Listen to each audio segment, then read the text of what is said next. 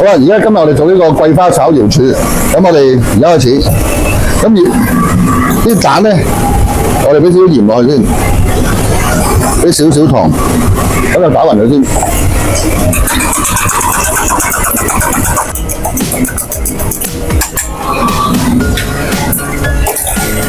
好啦，咁而家我哋咧就煸咗芽菜先。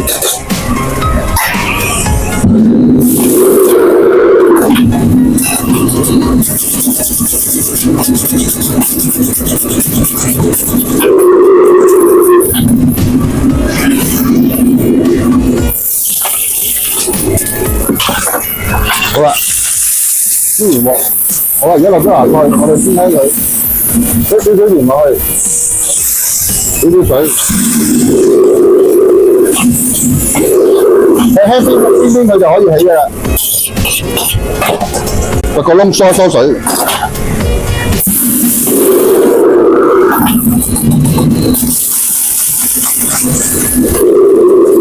好啦，跟住我哋燒紅隻鑊。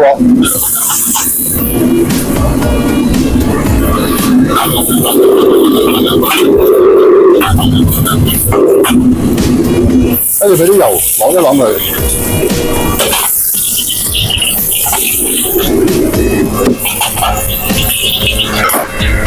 好啦，跟住我哋俾啲薑米落去，爆一爆佢，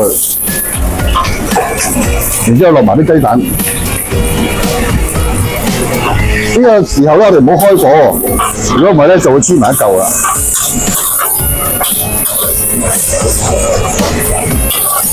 好啦，跟住我哋而家輕輕開少少火。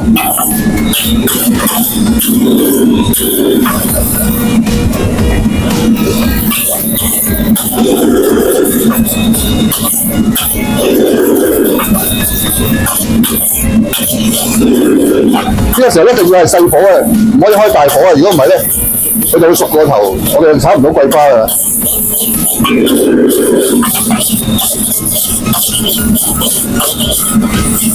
好啦，啲雞蛋差唔多熟啦，咁我哋就一碎佢。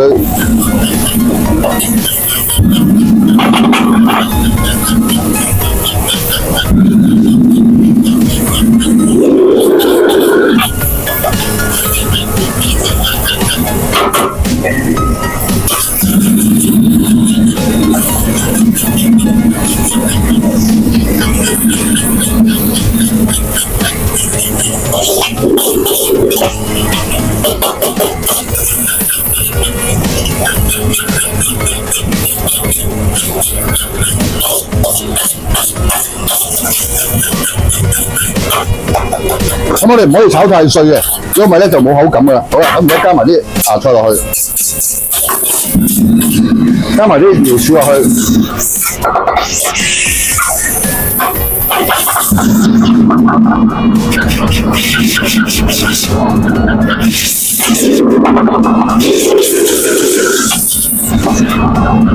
好，最尾俾條生抽落鑊先，攞個香味，你攤開兩邊煎佢。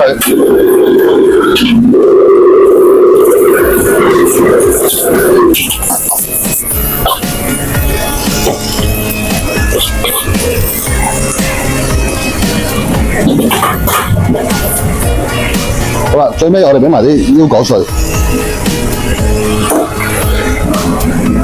好啦，桂花炒瑤柱就做好啦。咁我哋炒蛋嘅時候咧，初頭咧就唔好開火，然之後慢慢細火去慢慢炒佢，先會炒到桂花嘅。咁咧就千祈唔可以炒太碎啦，如果唔係咧就冇口感噶啦。咁最尾芽菜都唔可以煸太熟嘅。好多謝大家。